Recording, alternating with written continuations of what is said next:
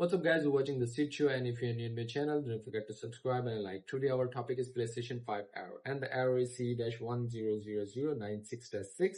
There was a problem with loading the application.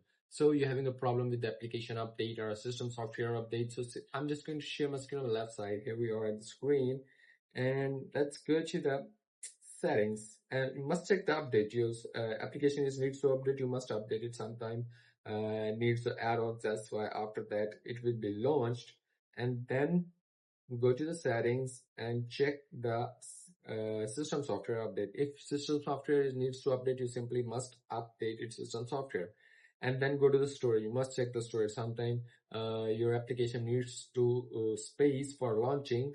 If you don't have a space, your application will not going to launch, and sometimes you have a corrupted file. In the last, you just turn off your PlayStation 5, go to the safe mode. There is a rebuild database. Simply rebuild the database.